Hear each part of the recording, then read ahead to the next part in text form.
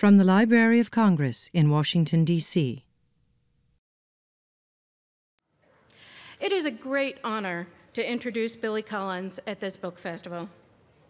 Mr. Collins served 2 terms as the U.S. Poet Laureate, has published over 10 books of poetry, and has received a number of fellowships from such institutions as the Guggenheim and the National Endowment for the Arts. In addition to those achievements, he has brought whimsy and humor into poetry, and he has reintroduced us to our own delight in small things, a bar of soap, say, or an afternoon picking strawberries.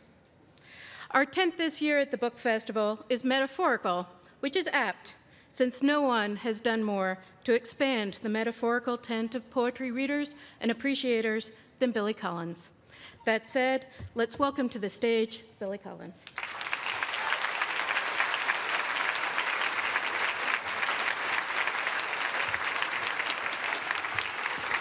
Hi. How are you? Well, it's very good to be breaking some fire laws. That's always good, without having to light a cigarette, particularly. And of course, I'm delighted and honored to be part of the Festival of the Book. I was thinking about what to say about books, and I remembered in Hard Day's Night, you might remember there's that kind of creepy leitmotif of the Ringo's granddad, and who chastises Ringo for always having his head in a book. And Ringo responds with the simple but unforgettable defense of reading by saying, "Books are good." So I'm with Ringo. Okay, so I'm going to read some poems, and we'll leave a little when the person here says we have 10 minutes left. I'm going to turn it over to you, and you can ask some questions. I feel like I'm in a hurry here, but and then we're going to leave. No control freak here. So let me start with a poem about the reader, and it's simply called "You Reader." I wonder how you are going to feel when you find out that I wrote this instead of you. That it was I who got up early to sit in the kitchen and mention with a pen the rain-soaked windows, the ivy wallpaper, and the goldfish circling in its bowl. Go ahead and turn aside, bite your lip and tear out the page. But listen, it was just a matter of time before one of us happened to notice the unlit candles and the clock humming on the wall. Plus, nothing happened that morning, a song on the radio, a car whistling along the road outside. And I was only thinking about the shakers of salt and pepper that were standing side by side on a placemat. I wondered if they had become friends after all these years, or if they were still strangers to one another, like you and I, who managed to be known and unknown to each other at the same time. Me at this table with a bowl of pears, you leaning in a doorway somewhere near some blue hydrangeas, reading this.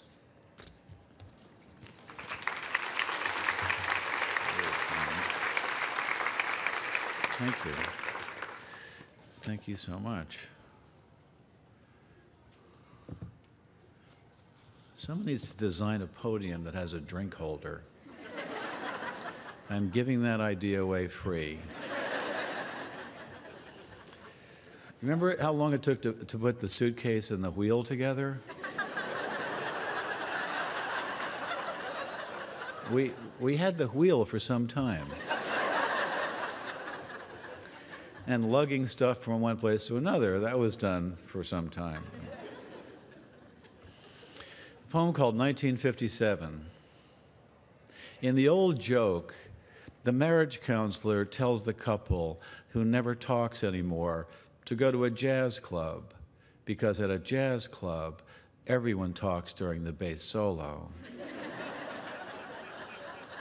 But of course, no one starts talking just because of a bass solo, or any other solo for that matter. The quieter bass solo just reveals the people in the club who have been talking all along. The same ones you can hear on some well-known recordings. Bill Evans, for example, who is opening a new door on the piano while some guy chats up his date at one of the little tables in the back. I have listened to that album so many times, I can anticipate the moment of his drunken laugh as if it were a strange note in the tune. And so, anonymous man, you have become part of my listening, your romance, a romance lost in the past, and a reminder somehow that each member of that trio has died since then, and maybe so have you, and sadly, maybe she.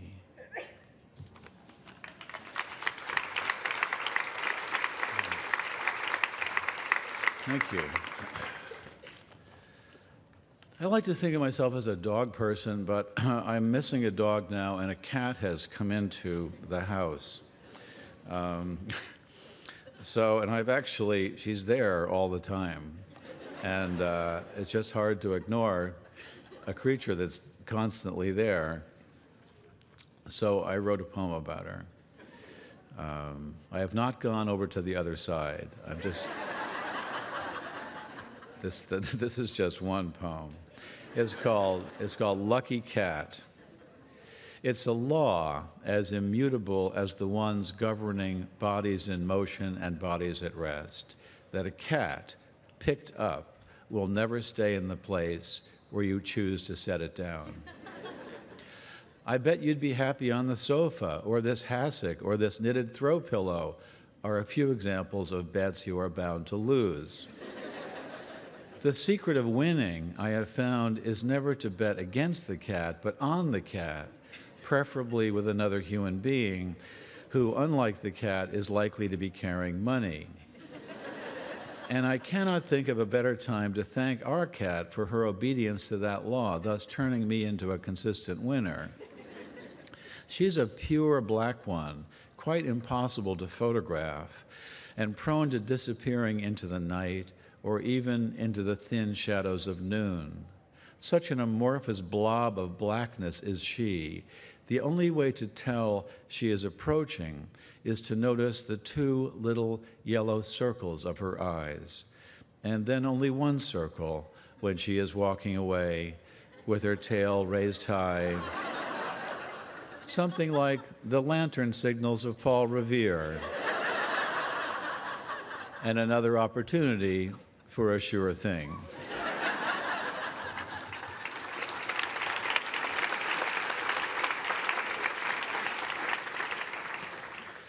Thank you. And here are a few shorter poems, and one, this is just 9 lines long. It's called Irish Spider. Irish Spider. It was well worth traveling this far just to sit in a box of sunlight by a window in a cottage with a cup of steaming tea and to watch an Irish spider waiting at the center of his dewy web, pretending to be just any spider at all, a spider without a nation, but not fooling me for a minute. That's all right. And here's, sometimes I get hung up on just, you look at language in a kind of cold or objective way, and you see all these odd things about it. And I was thinking about the expression, the naked eye. It's just an odd thing to call an eye naked. You never hear anybody say, you couldn't smell it with the naked nose. So it's only 6 lines long. It's called The Naked Eye. There was no lid to clothe the naked eye, so she covered herself with some scenery, a meadow she liked to look at when the other eye wasn't looking. This is also 5 lines long, and this is actually lifted quite directly and wholly and uneditedly out of actual experience. It's called Feedback. The woman who wrote from Phoenix after my reading there to tell me they were all still talking about it just wrote again to tell me that they had stopped.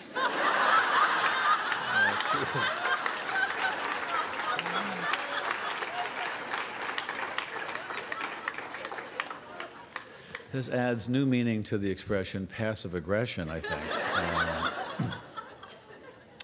And here's another fairly short poem called A Note to T.S. Eliot, A Note to Thomas Stearns Eliot.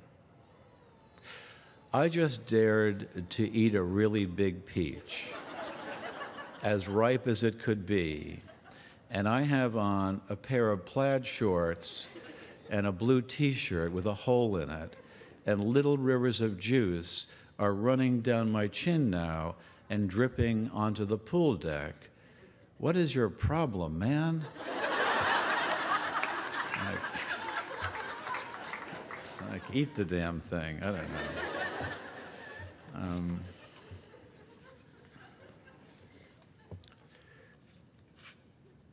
A poem called, or it begins by, it's called and begins with a big migratory bird phenomenon that happens in America. It's called the sandhill cranes of Nebraska. Too bad you weren't here 6 months ago, was a lament I heard on my visit to Nebraska.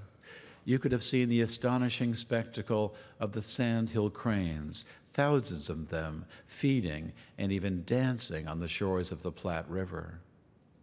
There was no point in pointing out the impossibility of my being there then, because I happened to be somewhere else.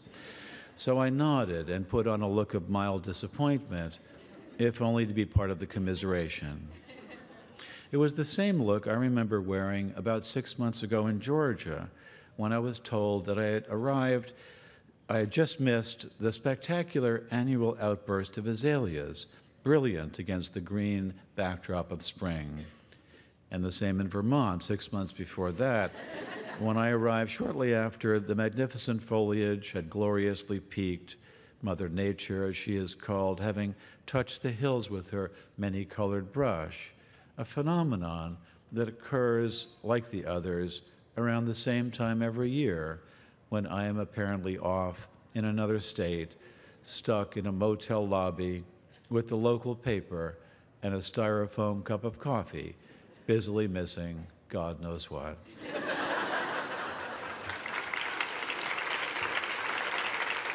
Now, I don't know if you know the work of Howard Nemeroff, former poet laureate, a wonderful poet, and wish I'd met him. But he, behind that poem is a word that he invented, and we all tend to invent words now and then. And the word is a verb, and the verb is to azaleate.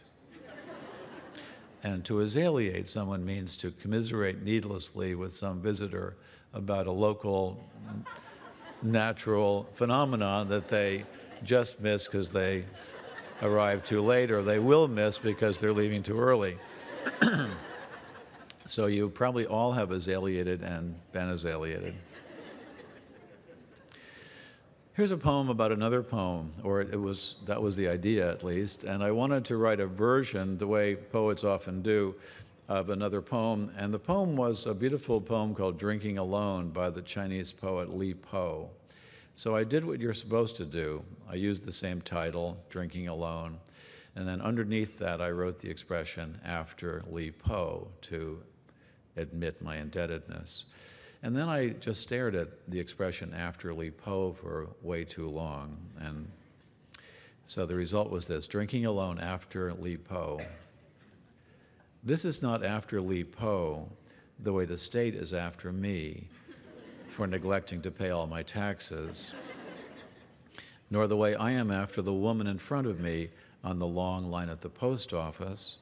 Li Po, I am not saying after you as I stand holding open one of the heavy glass doors that divide the centuries in a long corridor of glass doors. No, the only way this is after you is in the way they say, it's just one thing after another. Like the way I will pause to raise a glass of wine to you after I finish writing this poem. So let me get back to sitting in the wind alone among the pines with a pencil in my hand. After all, you had your turn, and mine will soon be done. Then someone else will sit here after me.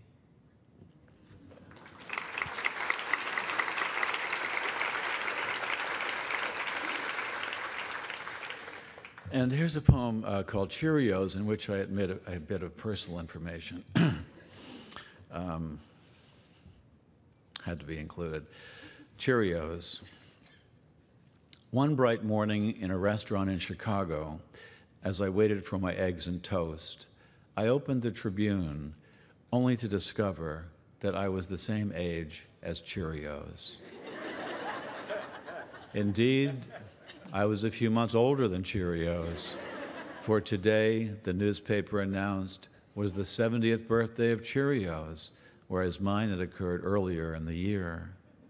Already I could hear them whispering behind my stooped and threadbare back, "Why, that dude's older than Cheerios." The way they used to say, "Why, that's as old as the hills." Only the hills are much older than Cheerios or any American breakfast cereal, and more noble and enduring are the hills, I surmised, as a bar of sunlight illuminated my orange juice.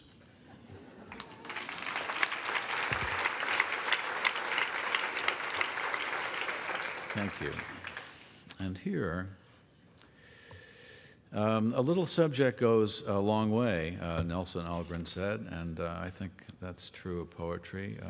We don't want to be burdened by subject matter, but this takes on, salt shakers and Cheerios are sort of my speed, but this takes on a rather thorny subject matter, and that is adolescence. Adolescence started in 1955, as some of you know, with the release of Rebel Without a Cause. Before that, people just sort of, they just became, boys became men and girls became women overnight somehow.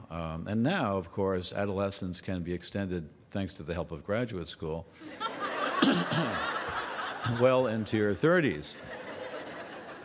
Anyway, this poem is directed at the quintessence of adolescence, someone who is in mid-adolescence, committing adolescence, as one friend of mine described his children. And it's called To My Favorite 17-Year-Old High School Girl. Do you realize that if you had started building the Parthenon on the day you were born, you'd be all done in only one more year? Of course, you couldn't have done that alone, so never mind. You're fine just as you are. You are loved for simply being yourself. But did you know that at your age, Judy Garland was pulling down $150,000 a picture? Joan of Arc was leading the French army to victory, and Blaise Pascal had cleaned up his room? No, wait, I mean he had invented the calculator. Of course, there will be time for all that later in your life, after you come out of your room and begin to blossom, or at least pick up all your socks. For some reason, I keep remembering that Lady Jane Grey was Queen of England when she was only 15. But then she was beheaded, so never mind her as a role model. But a few centuries later, when he was your age, Franz Schubert was doing the dishes for his family, but that did not keep him from composing 2 symphonies, 4 operas, and 2 complete masses as a youngster. But of course, that was in Austria, at the height of romantic lyricism, not here in the suburbs of Cleveland. Frankly, who cares if Annie Oakley was a crack shot at 15, or if Maria Callas debuted as Tosca at 17? We think you are special by just being you, playing with your food and staring into space. By the way, I lied about Schubert doing the dishes, but that doesn't mean he never helped out around the house.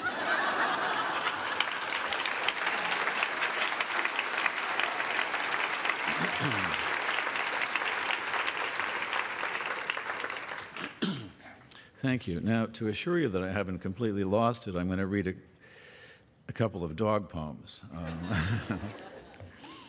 So here's a little doggy soliloquy. It's 12 lines long. The dog is thinking or speaking or writing, if you want to imagine that. And the dog is a sensitive creature and contemplating one aspect of his relationship to his owner. And it's called A Dog on His Master. As young as I look, I am growing older faster than he. 7-to-1 is the ratio they tend to say. Whatever the number, I will pass him one day and take the lead the way I do on our walks in the woods. And if this ever manages to cross his mind, it would be the sweetest shadow I have ever cast on snow or grass.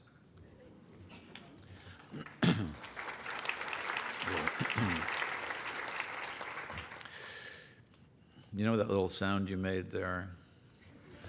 That's the trouble with writing poems about pets, is that it creates that little sound. I mean, it's a nice sound, but it's sort of the sound you'd make if I brought a box of kittens on stage. Anyway, what it means to me is that the poem has lost ironic traction.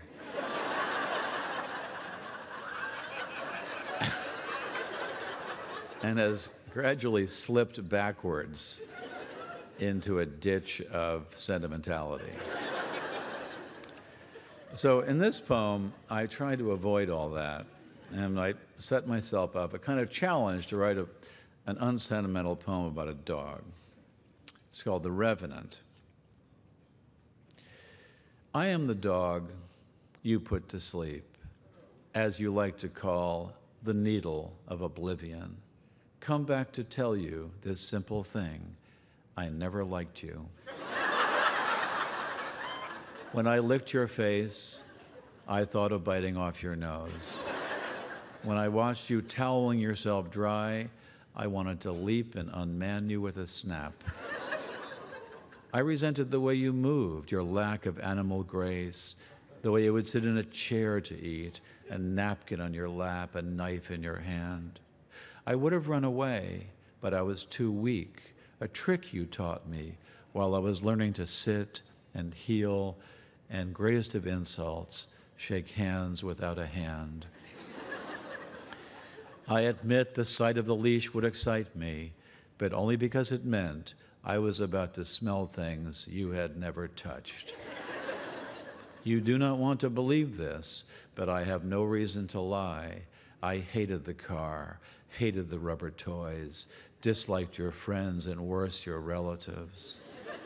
The jingling of my tags drove me mad. You always scratched me in the wrong place. All I wanted from you was food and fresh water in my metal bowls. While you slept, I watched you breathe as the moon rose in the sky. It took all of my strength not to raise my head and howl. Now I am free of the collar, free of the yellow raincoat, monogram sweater, the absurdity of your lawn. And that is all you need to know about this place, except what you already supposed and are glad it did not happen sooner, that everyone here can read and write, the dogs in poetry, the cats and all the others in prose.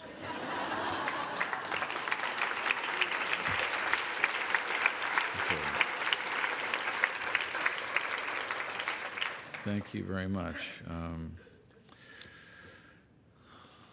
Well, let me get back to a couple of tiny poems. I don't think anyone reads a book of poetry front to back. And what I do, I treat a new book of poetry like a flip book. And I just flip through it with my thumb the way you would, like you have a flip book and you watch The Cowboy and the Lasso or something, you know. And usually I'm looking for a short poem, as I think that's always a good place to start. So here's a 4-line poem that makes no sense without the title. It's called Divorce. Divorce. Once, 2 spoons in bed, now tined forks across a granite table, and the knives they have hired. That's a good sound there. I like that. You get that poem. Ouch. And here's, this is 9 lines also, based on, I was just hearing Paul Auster talk about being in France and not hearing English on the street and missing these snippets of conversation that actually Joyce, originally when he came up with the word epiphany, right, for a revelation, or he didn't come up with that, but he borrowed it from church liturgy, but he, originally it was in hearing a snatch of conversation, and he felt some of those little snippets can take you right down a chute into someone's life. So here's a little something that you overhear, well, with some regularity. The title is "Oh My God!" Exclamation point. The speaker, you'll see, is very naive. Oh my God. Not only in church and nightly by their bedsides do young girls pray these days. Wherever they go, prayer is woven into their talk like a bright thread of awe. Even at the pedestrian mall, outbursts of praise spring unbidden from their glossy lips. Okay.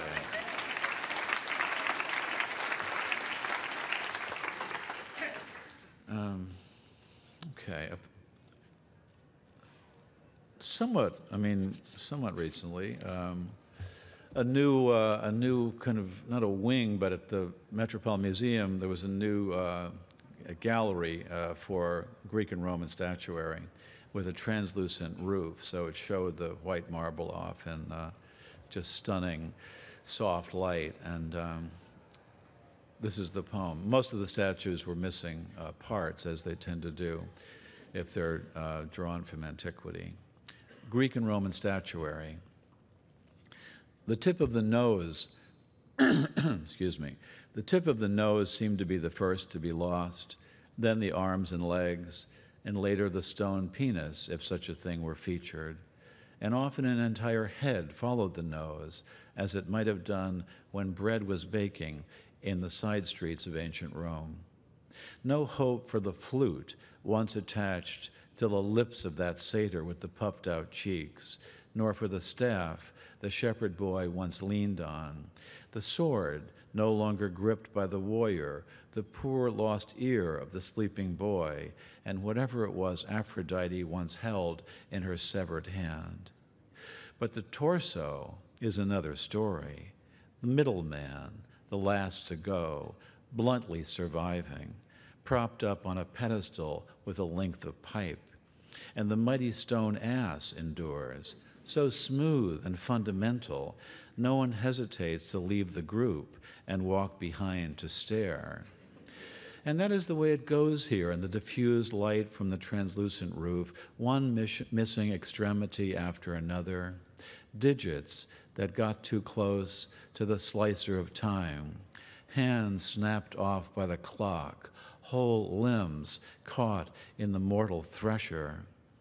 But outside, on the city streets, it is raining, and the pavement shines with the crisscross traffic of living bodies, hundreds of noses still intact, arms swinging and hands grasping, the skin still warm and foreheads glistening. It's anyone's guess when the day will come when there is nothing left of us but the bare, solid plinth we once stood upon, now exposed to the open air, just the wind in the trees and the shadows of clouds sweeping over its hard marble surface.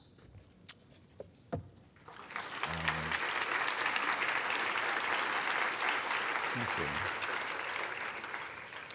It's all about death, right? I tell students, you want to major in English, you're majoring in death, basically. Just get used to it. That's why I'm not a guidance counselor. I was relieved from my duties. And so now, at the end of August, we're kind of 3 weeks past the high water mark for this kind of activity this poem called The Lanyard describes, but we're not that far away from it.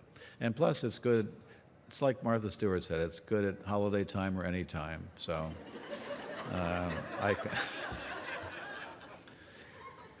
I start this poem by telling you how it started. The Lanyard. The other day, as I was ricocheting slowly off the pale blue walls of this room, bouncing from typewriter to piano, from bookshelf to an envelope lying on the floor, I found myself in the L section of the dictionary, where my eyes fell upon the word lanyard. No cookie nibbled by a French novelist could send one more suddenly into the past, a past where I sat at a workbench at a camp by a deep Adirondack lake, learning how to braid thin plastic strips into a lanyard, a gift from my mother. I had never seen anyone use a lanyard, or wear one if that's what you did with them, but that did not keep me from crossing strand over strand again and again until I had made a boxy red and white lanyard for my mother. She gave me life and milk from her breasts, and I gave her a lanyard. She nursed me in many a sick room, lifted teaspoons of medicine to my lips, set cold face cloths on my forehead, and then led me out into the airy light and taught me to walk and swim, and I in turn presented her with a lanyard.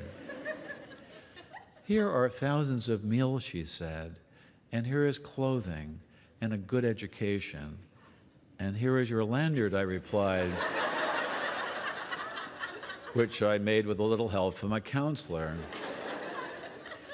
Here is a breathing body and a beating heart, strong legs, bones and teeth, and 2 clear eyes to read the world, she whispered. And here, I said, is the lanyard I made at camp.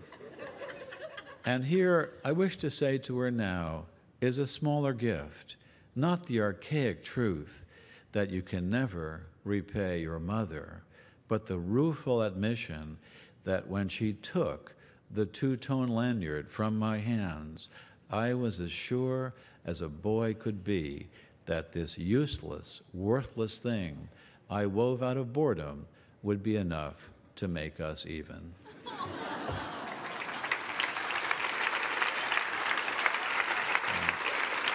Okay. Great. Thank you so much. I'm going to read just one more poem. And then we'll have about 10 minutes for questions. Okay, so here's a poem with I think a helpful title. I like really simple titles like Ice or Monday, or big titles. My favorite title of any poem is Thomas Gray's poem called Ode on the Death of a Favorite Cat Drowned in a Tub of Goldfishes. I mean, that has me right there, you know. Like, I had you from Ode. Tom. And this is called I Chopped Some Parsley While Listening to Art Blakey's version of Three Blind Mice. And I start wondering how they came to be blind. If it was congenital, they could be brothers and sisters. And I think of the poor mother brooding over her sightless young triplets. Or was it a common accident, all 3 caught in a searing explosion, a firework perhaps? If not, if each came to his or her blindness separately, how did they ever manage to find one another? Would it not be difficult for a blind mouse to locate even one fellow mouse with vision, let alone 2 other blind ones? And how, in their tiny darkness, could they possibly have run after a farmer's wife? Or anyone else's wife, for that matter, not to mention why? Just so she could cut off their tails with a carving knife, is the cynic's answer. But the thought of them without eyes and now without tails to trail through the moist grass or slip around the corner of a baseboard has the cynic who always lounges within me up off his couch and at the window, trying to hide the rising softness that he feels. By now, I am on to dicing an onion, which might account for the wet stinging in my own eyes, though Freddie Hubbard's mournful trumpet on Blue Moon, which happens to be the next cut, cannot be said to be making matters any better. Thank you.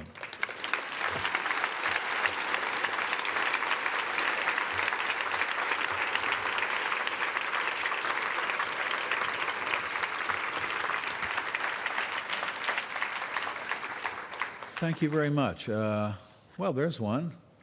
A simple, not deep question. What books were you reading? When? Now. Oh, now. That's a good. I'm reading Jeff Dyer's first novel called The Color of Memory. I'm a big Jeff Dyer fan, and you can see the seeds of his. You don't know D-Y-E-R. He's like the funniest guy writing, and very So that's basically what I just read one book at a time. Actually, what I meant was, what books of yours are you reading to us? You see how selfless I am. Oh, you want me to do like an infomercial?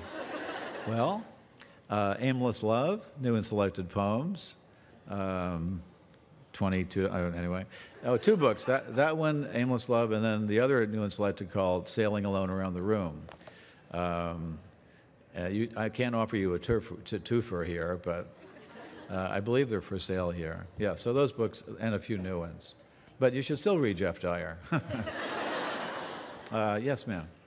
So I'm interested in what the inspiration behind the Oh My God poem and the poem about Adolescence are, because they're both about girls who seem to be at the same age. Yeah, well, the girls that age were the inspiration for it. There's so many of you, or them, yeah, or them. I don't know. I mean, they're just all over the place, and you just hear it all the time. I have a poem about like, I was like, give me a break. I wasn't exactly give me a break. I was just similar to give me a break. As I said, I was like, give me a break. No, I'm just fascinated with adolescence as a period of life and all the tics and self. I mean, the poem about the 17-year-old is really, it's not so much a parody or making fun of the 17-year-old slacker, you might say. Is making just as much fun of the parent with these unreasonable expectations, comparing her to Maria Callas and Joan of Arc. So the poem, I hope, cuts both ways. But I know I've read it at schools, and I've stopped reading it at schools. They're not charmed by it at all. Anyway, thanks. Yeah. Hello, I was wondering if you could talk about the importance of solitude in your creative process. Well, I can write anywhere. I can write on an airplane or somewhere, so I don't have to be alone. It helps to be alone, and I've never gone, so far at least, to a writer's retreat, in pursuit of solitude.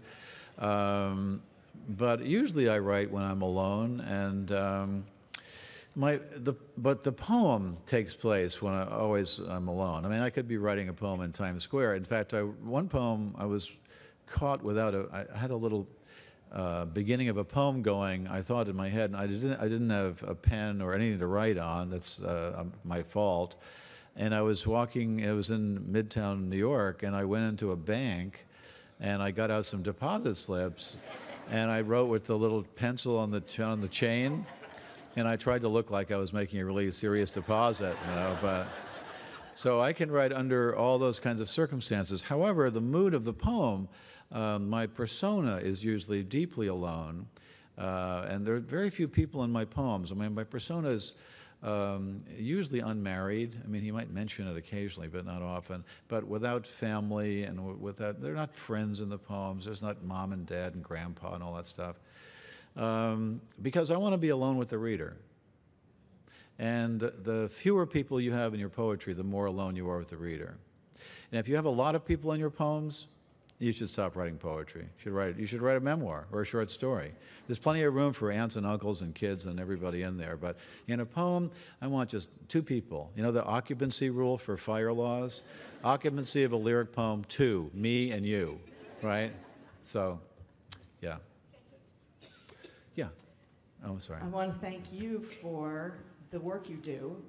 It has helped our son appreciate poetry and not just prose. And I also want to thank you for the poem, Another Reason Why I Don't Keep a Gun in the House. Because many times I think of the part for barking dog.